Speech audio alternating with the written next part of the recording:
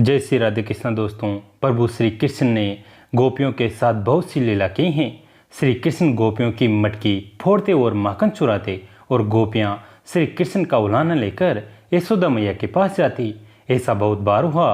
एक बार की बात है कि यशोदा मैया प्रभु श्री कृष्ण के उलाहनों से तंग आ गई और छड़ी लेकर श्री कृष्ण की ओर दौड़ी। जब प्रभु ने अपनी मैया को क्रोध में देखा तो वह अपना बचाव करने भागते भागते श्री कृष्ण एक कुमार के पास पहुंचे। कुमार तो अपने मिट्टी के घड़े बनाने में व्यस्त था, लेकिन जैसे ही कुमार ने श्री कृष्ण को देखा तो वह बहुत प्रसन्न हुआ। कुमार जानता था कि श्री कृष्ण साक्षात परमेश्वर हैं। तब प्रभु ने कुमार से कहा कि कुमार जी, आज मेरी मैया मुझ पर बहुत क्रोधित हैं। मैया छड़ी लेकर मेरे पीछे आ रही हैं। भैया, मुझे कहीं छुपा लो। तब कुमार ने श्री कृष्ण को एक बड़े से मटके के नीचे छिपा दिया। कुछ ही क्षणों में मैया यशोदा वहां आ गई और कुमार से पूछने लगी, क्यों रे कुमार, तूने मेरे कन्हैया को कहीं देखा है क्या?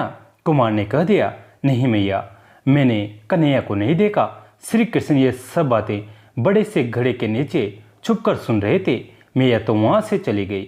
अब प्रभु श्री कृष्ण कुमार से कहते हैं, कुमार जी, यदि मैया चली गई हो तो मुझे इस घड़े से बाहर निकालो।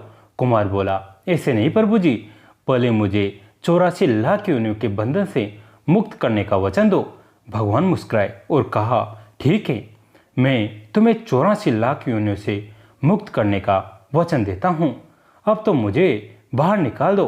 कुमार कहने लगा, मुझे अकेले नहीं प्रभु जी, मेरे परिवार के सभी लोगों को भी 84 लाख योनियों के बंधन से मुक्त करने का वचन दोगे तो मैं आपको इस घड़े से बाहर निकालूंगा। प्रभु जी कहते हैं, चलो ठीक है, उनको भी 84 लाख योनियों के बंधन से मुक्त होने का मैं वचन देता हूँ।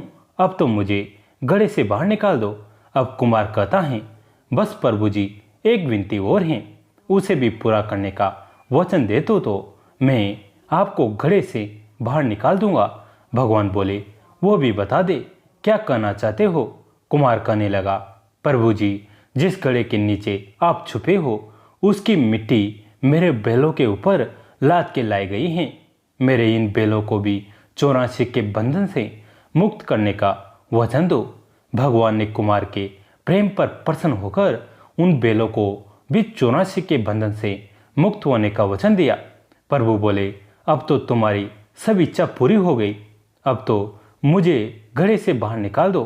तब कुमार कहता है, अभी नहीं भगवान, बस एक अंतिम इच्छा और है, उसे भी पूरा कर दीजिए। और वो ये है, जो भी प्राणी हम दोनों के बीच के इस संवाद को सुनेगा उसे भी आप 84 लाख के योनियों के बंधन से मुक्त करोगे। बस ये वचन दे दो तो मैं आपको इस घड़े से बाहर निकाल दूंगा।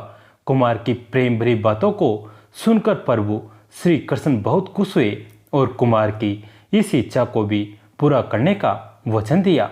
फिर कुमार ने बाल श्री कृष्ण को घड़े से बाहर निकाल दिया। उनके चरणों में साष्टांग प्रणाम किया। प्रभु जी के चरण धोए और चरणामृत लिया। अपनी पूरी झोपड़ी में चरणामृत का छिड़काव किया और प्रभु जी के गले लगकर इतना रोया कि प्रभु में ही विलीन हो गए।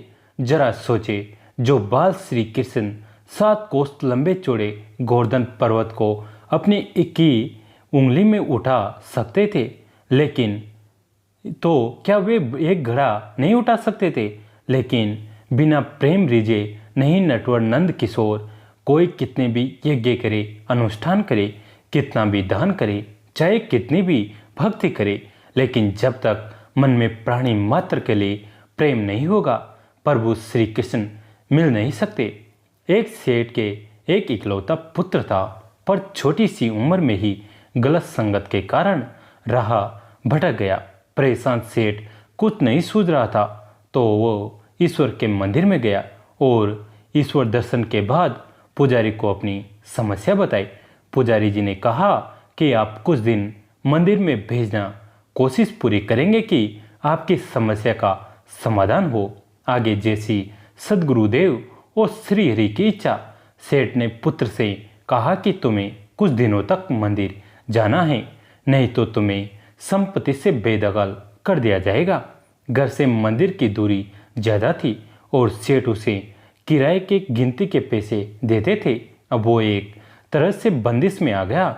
मंदिर के वहाँ एक वृद्ध बेटा रहता था और अजीब सा दर्द उसके चेहरे पर था और रोज वो बालक उस वृद्ध को देखता और एक दिन मंदिर के वहाँ बैठे उस वृद्ध को देखा तो उसे मस्ती सूझी और वो वृद्ध के पास जाकर हंसने लगा और उसने वृद्ध से पूछा, हे वृद्ध पुरुष, तुम यहाँ ऐसे क्यों बैठे रहते हो? लगता है बहुत दर्द भरी दास्तां है तुम्हारी।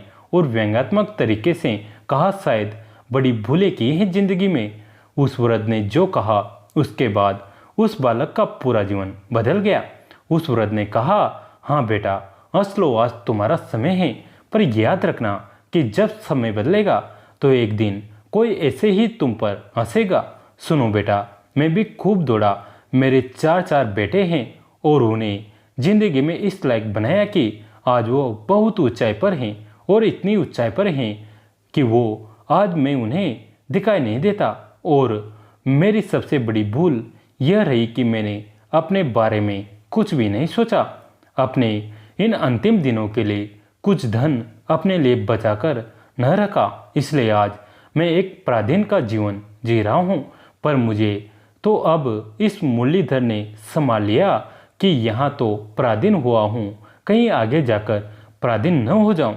बालक को उन शब्दों ने झंझोर कर रख दिया। बालक, मैंने जो अपराध किया है उसके लिए मुझे क्षमा करना हे देव। पर हे देव, आपने कहा कि आगे जाकर पराधीन न रहूं, यह मेरे कुछ समझ में न आया। वृद्ध, हे वश, यदि तुम्हारी जाने की इच्छा है तो बिल्कुल सावधान होकर सुनना। अनंत यात्रा का एक पड़ाव मात्र है। यह मानव देह और पराधीनता से बड़ा कोई अभिशाप नहीं है और आत्मनिर्भरता से बड़ा कोई वरदान नहीं है।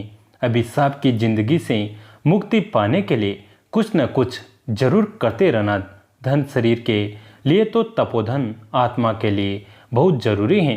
नियमित साधना से तपोधन जोड़िए, आगे की यात्रा में बड़ा काम आएगा। क्योंकि जब तुम्हारा अंतिम समय आएगा, यदि देह का अंतिम समय है तो धन बड़ा सहायक होगा और देह समाप्त हो जाएगी तो फिर आगे की यात्रा शुरू हो जाएगी और वहाँ तपोधन बड़ा काम आएगा। और हाँ, एक बात अच्छी तरह से याद रखना कि धन तो केवल यहाँ काम आएगा, पर तपोधन यहाँ भी काम आएगा और वहाँ भी काम आएगा। और यदि तुम पराधीन हो गए तो तुम्हारा साथ देने वाला कोई न होगा। उसके बाद उस बालक का पूरा जीवन बदल गया। इसलिए नियमित साधना से तपोधन इकट्ठा करो। दोस्तों, कैसी लगी आज की कथा कमेंट करके ज़रूर बताएं। वीडियो को लाइक करें, चैनल को सब्सक्राइब करें, घंटी के बटन को दबाकर ऑल पर क्लिक करें। दोस्तों, इस कहानी को अपने दोस्तों के साथ, फैमिली के साथ शेयर जरूर करें। दोस्तों, कमेंट में जय श्री कृष्णा जरूर लिखें। धन्यवाद दोस्तों।